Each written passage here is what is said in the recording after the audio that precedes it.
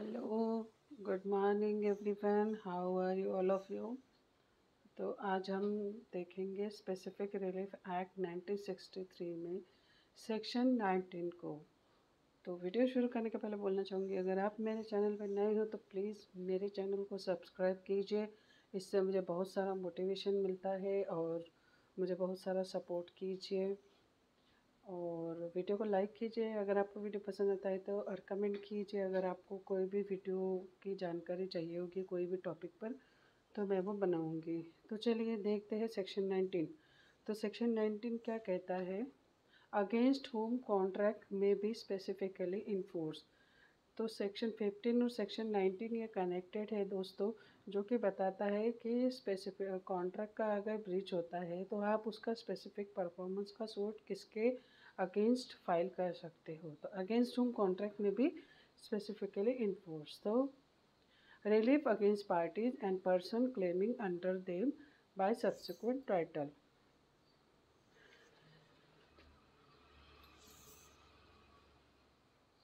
तो ऐसे पर्सन के अगेंस्ट आपको रिलीफ दिया जाएगा जो कि क्लेम करते हैं under them by subsequent title. Relief against parties. तो चलिए देखते हैं। स्पेसिफिक परफॉर्मेंस ऑफ कॉन्ट्रैक्ट में be enforce against either party thereto. तो आइदर पार्टी देयर टू मतलब of contract, either party of contract. तो मान लीजिए ए और बी में कॉन्ट्रैक्ट हुआ है, अगर ए और बी के ए और बी कॉन्ट्रैक्ट करते हैं और ए और बी अगर दोनों में से कोई भी कॉन्ट्रैक्ट का ब्रीच करता है तो वो एक में के अगेंस्ट या ए बी के अगेंस्ट फाइल कर सकता है सूट स्पेसिफिक परफॉर्मेंस का, या बी ए के अगेंस्ट सूट फाइल कर सकता है स्पेसिफिक परफॉर्मेंस का। ठीक है। तो either party thereto means of contract. तो सब क्लोज भी देखते हैं क्या कहता है सब क्लोज भी कि बेरेक लैंग्वेज क्या कहती है दोस्तों। देखिए, any any other person claiming under him by a title arising subsequently to the contract. Any other person claiming under him by a title arising subsequently to the contract means जब contract हुआ था दोनों के बीच में तो कोई भी person नहीं था दूसरा, ठीक है, लेकिन ऐसे जो टाइटल क्लेम कर सके। लेकिन ऐसी कुछ सिचुएशन अराइज हो जाती है कि जिसके वजह से दोनों पार्टी में से जो ओनर रहता है प्रॉपर्टी का उसकी डेथ हो जाती है, और जो उसका लीगल हेयर हो सकता है या फिर रिप्रेजेंटेटिव हो सकता है या फिर परचेसर हो जाता है, तो उसके पास में वो टाइटल आ जाता है तो वो ओनर ऑफ द प्रॉपर्टी हो जाता है।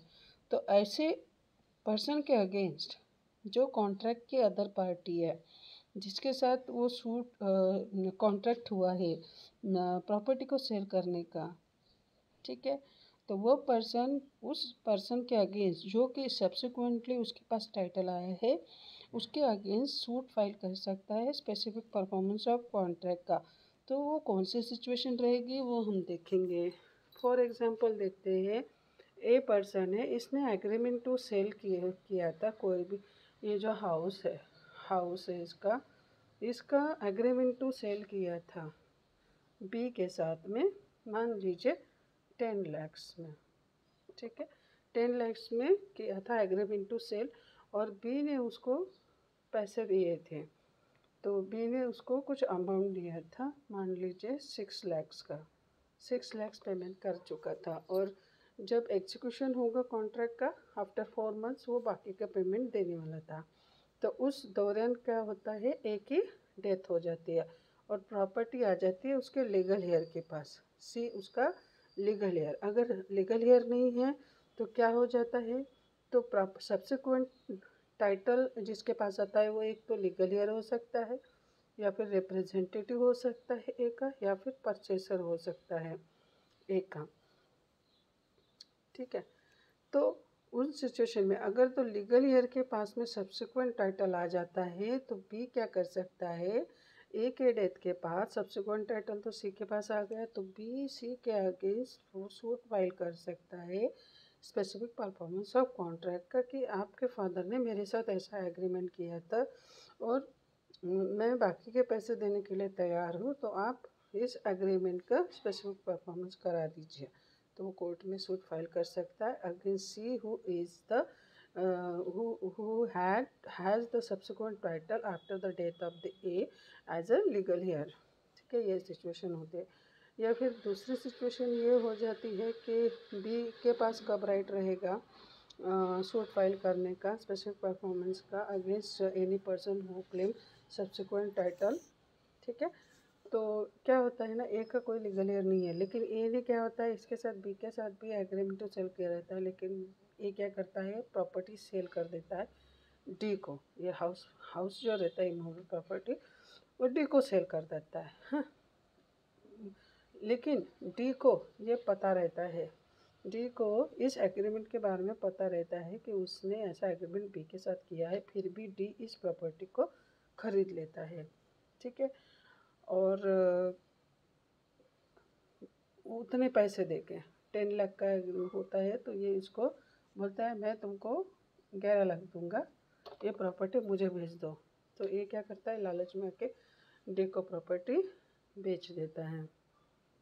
D purchase the property with the knowledge of previous agreement to sale of property to B. उसको नॉलेज रहता है इस बात का, और उसके लिए वो कंसिडरेशन पे कर देता है उसको। तो इस सिचुएशन में क्या होता है कि फिर बी के पास क्या राइट है, वो सूट फाइल कर सकता है डी के पास, डी के against specific performance of contract का। क्यों? क्योंकि इसने जो है जानते बुझते, इसको पता था ऐसा एग्रीमेंट हो रखा है, फिर भी इसने इसको लालच दिया और इतने अमाउंट में इसका घर खरीद लिया। तो बी के पास ये राइट होगा कि वो डी के अगेंस्ट जो परचेसर है, एक परचेसर ऑफ प्रॉपर्टी है, उसके अगेंस्ट सूट फाइल कर सकता है। रिप्रेजेंटेटिव के अगेंस्ट सूट फाइल कर सकता है कि अगर जब ए की डेथ हो जाती है और फिर वो जो प्रॉपर्टी का रिप्रेजेंटेटिव होता है, ठीक है, उसके पास प्रॉपर्टी आ जाती है, तो फिर बी रिप्रेजेंटेटिव के अगेंस्ट सूट फाइल कर सकता है स्पेसिफिक परफॉर्मेंस ऑफ कॉन्ट्रैक्ट का। बस इतना ही कहता है सेक्शन 19 का sub clause B. But section 19 का सब क्लॉज बी ये भी करता है, कहता है कि एक एक्सेप्शन है, except a transferee for a value who has paid his money in good faith and without notice of the original contract। ये जो डी पर्सन है, ठीक है, ये परचेस कर लेता है प्रॉपर्टी, लेकिन इसको इस बात का जानकारी नहीं रहती है कि ए ने बी के साथ ऐसा कोई कॉन्ट्रैक्ट किया है कि वो उसका घर उसको 10 लाख में सेल करने वाला है। इस एग्रीमेंट के बारे में इसको कोई भी नॉलेज नहीं रहती है। ये जो ट्रांसफरी है, ये बिल्कुल ही without notice of original contract रहता है और गुड फेथ में ख़रीदता है ये प्रॉपर्टी, और कंसिडरेशन में ख़रीदता है और गुड फेथ में ख़रीदता है। तो इन सिचुएशन में ये बी जो है पर्सन बोनाफाइड ट्रांसफर के अगेंस्ट में सूट फाइल नहीं कर सकता स्पेसिफिक परफॉर्मेंस ऑफ कॉन्ट्रैक्ट का। तो इतना है। तो सेक्शन 19 का ए बी हमने देख लिया है। आई होप आपको वीडियो समझ में आया होगा। तो चलते हैं नेक्स्ट पॉइंट की तरफ, that is section 19 sub clause C देखते हैं।